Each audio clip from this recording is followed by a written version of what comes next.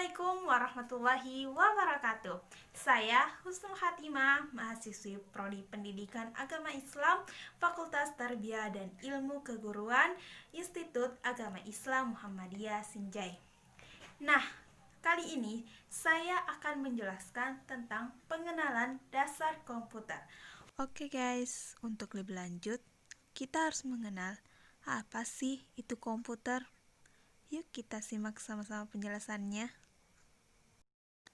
Nah, secara umum, komputer didefinisikan sebagai seperangkat elektronik yang menghubungkan komponen satu dengan yang lainnya sehingga menghasilkan informasi yang sebelumnya telah diolah terlebih dahulu. Nah, adapun sejarah penemuan komputer, yaitu penemu komputer pertama adalah Charles Babbage, dikenal sebagai salah satu pelopor atau penemu dari komputer pertama kali. Charles Babbage merupakan salah satu seorang ilmuwan di dunia yang tercatat sebagai penemu komputer pertama yang telah banyak memberikan karyanya kepada kehidupan manusia, khususnya di bidang komputer. Mesin penghitung atau difference agent number 1 yang ditemukan oleh Charles Babbage 1791 sampai 1871 adalah salah satu ikon yang paling terkenal dalam sejarah perkembangan komputer dan merupakan kalkulator otomatis pertama. Selanjutnya yaitu konsep dasar komputer. Yang pertama, input device. Input device bisa diartikan sebagai peralatan yang berfungsi untuk memasukkan data ke dalam komputer. Nah, yang kedua yaitu Central Processing Unit atau CPU. Bagian ini berfungsi sebagai pemegang kendali dari jalannya kegiatan komputer dan dikarenakan itu CPU juga disebut sebagai otak dari komputer. Selain itu, CPU juga berfungsi sebagai tempat untuk melakukan berbagai pengolahan data. Pekerjaan pengolahan data diantaranya mencatat, melihat, membaca, menghitung, mengingat, mengurutkan, maupun membandingkan dalam bekerja. Nah, adapun yaitu yang ketiga adalah output device. Output device bisa diartikan sebagai peralatan yang berfungsi untuk mengeluarkan hasil pemrosesan ataupun pengolahan data yang berasal dari CPU ke dalam suatu media yang dapat dibaca oleh manusia ataupun dapat digunakan untuk menyimpan data hasil proses. Next, yang terakhir adalah external memory. External memory bisa diartikan sebagai memori yang berada di luar CPU. Juga disebut sebagai secondary storage ataupun backup storage, ataupun memori cadangan yang berfungsi untuk menyimpan data dan program, agar dapat berfungsi data dan program yang tersimpan di dalam eksternal memori harus dipindahkan terlebih dahulu ke dalam internal memori. Nah, adapun bagian-bagian dari dasar komputer. Yang pertama, input device. Jenis input device yang dimiliki oleh komputer adalah keyboard, mouse, touchscreen, screen OCR, screen breakout, sensor, kamera, dan mikrofon. Yang kedua, CPU. CPU terbagi menjadi internal memory atau main memory, berfungsi untuk menyimpan data program. Jenis main memory adalah RAM atau random access memory dan cache memory. Nah, yang ketiga adalah output device. Jenis output device yang dimiliki oleh komputer digolongkan 4 bentuk, yaitu 1. Tulisan, yaitu huruf, angka, karakter khusus, simbol lain. Yang kedua, image atau grafik, gambar. Ketiga, suara. Dan keempat, bentuk yang dapat dibaca oleh mesin. Nah, yang keempat adalah external memory. Jenis external memory diantaranya hard disk, floppy disk, magnetic, dan optic disk. Selanjutnya adalah komponen utama dalam sistem komputer. Yang pertama adalah hardware atau perangkat keras. Hardware merupakan perangkat keras yang kasat mata dan memiliki wujud fisik yang dapat diraba.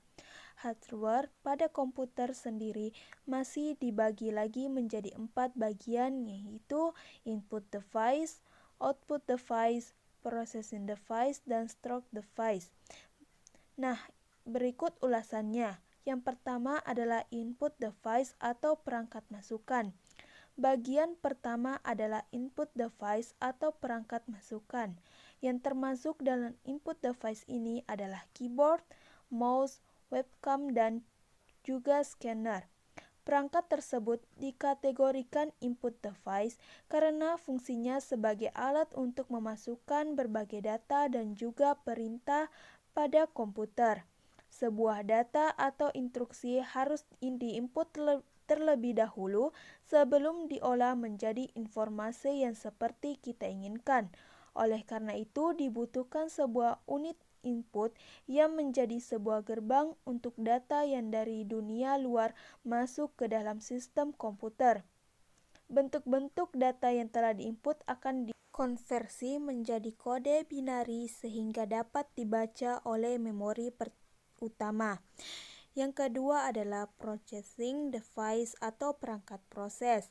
Dan yang ketiga output device atau perangkat keluaran.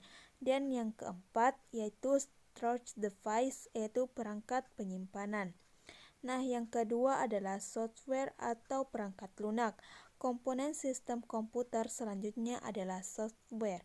Berkebalikan dari hardware, software adalah komponen yang tak kasat mata. Software dalam komputer adalah menjalankan segala perintah yang masuk ke hardware. Software dapat diartikan juga sebagai suatu kumpulan data elektronik yang tersimpan dan diatur oleh komputer, bisa berupa program ataupun koneksi untuk menjalankan berbagai macam instruksi perintah. Nah, yang terakhir adalah brainware. Serangkaian komponen sistem komputer adalah brainware. Brainware yaitu orang yang menjalankan atau mengoperasikan komputer. Brainware sangat penting karena komputer tidak dapat bermanfaat jika tidak dioperasikan oleh manusia. Jadi, brainware merupakan setiap orang yang terlibat dalam kegiatan-kegiatan pemanfaatan komputer. Contoh dari brainware diantaranya adalah programmer, sistem analis, operator, dan administrator. Nah, adapun yaitu perkembangan komputer dari generasi ke generasi. Yang pertama itu tabung vakum 1946 sampai 1959. Ciri-cirinya yaitu proses kurang cepat, daya simpannya kecil, suhunya cepat panas sehingga membutuhkan sebuah pendingin, ukuran hardware sangat besar sehingga membutuhkan ruangan yang luas. Yang kedua yaitu generasi transistor. Ciri-ciri dari generasi transistornya yaitu proses operasi lebih cepat, mengembangkan magnetic core, storage sebagai memori utamanya, orientasi penggunaan program tidak hanya pada orientasi bisnis tetapi juga orientasi teknik, mampu melakukan proses real time dan real sharing, bahasa programan tingkat tinggi. Yang ketiga yaitu generasi IC. Ciri-ciri dari generasi IC yaitu kapasitas memori lebih cepat, menggunakan terminal visual display yang bisa mengeluarkan suara, media penyimpanan dengan kapasitas yang besar karena menggunakan IC sehingga memiliki performa yang lebih cepat, peningkatan software, dan masih banyak lagi yang lainnya. Dan yang keempat yaitu generasi mikroprosesor.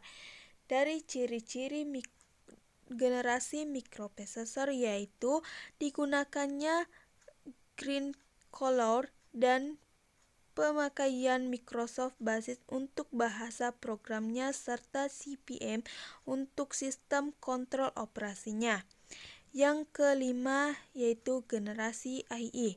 Ciri-ciri memiliki bentuk yang kecil dan sederhana tapi memiliki kecepatan dan kecanggihan yang tidak perlu diragukan lagi. Nah, adapun pemanfaatan komputer yaitu komputer memiliki banyak manfaat, tetapi saya hanya dapat menjelaskan 5 dari pemanfaatan komputer di kehidupan sehari-hari. Yang pertama yaitu sarana komunikasi. Manfaat komputer pertama yang bisa digunakan oleh hampir seluruh orang adalah dengan menjadikannya sebagai alat komunikasi. Ya, manfaat komputer sebagai alat komunikasi ini sudah semakin berkembang sekitar beberapa puluh tahun belakangan ini. Hal ini dikarenakan untuk menggantikan fungsi dari telepon rumah. Dan menggunakan komputer, kamu bisa mengakses internet untuk nantinya terhubung dengan teman atau saudara melalui beberapa media. Nah, adapun yang pemanfaat komputer yang kedua adalah memudahkan pekerjaan. Bila saat ini kamu sedang bekerja, maka kamu bisa merasakan manfaat dari komputer. Kebanyakan dalam lingkup dunia, kerja seperti perkantoran menjadikan komputer sebagai perangkat vital yang digunakan oleh hampir semua tingkatan. Misalnya saja untuk resepsionis hingga petinggi di kantor seperti direktur. Dalam dunia kerja, komputer dirasa mampu membantu menyelesaikan segala urusan. Beberapa manfaat komputer yang bisa kamu rasakan dengan menggunakan komputer ini adalah bisa mengolah data, mempercepat pekerjaan, berkirim informasi, mencetak dokumen penting, hingga berkomunikasi dengan orang penting yang berhubungan dengan perusahaan. Nah, adapun manfaat yang ketiga komputer adalah media hiburan. Salah satu manfaat komputer yang bisa kamu dapatkan adalah bisa mempermudah mencari hiburan tanpa perlu keluar rumah. Ya, komputer tak hanya berfungsi untuk membantu dalam suatu aktivitas yang serius-serius saja, melainkan juga bisa sebagai alat atau media hiburan. Banyak sekali jenis hiburan yang bisa didapatkan dari komputer. Misalnya saja dengan menonton film, bermain game, mendengarkan musik, dan lain sebagainya.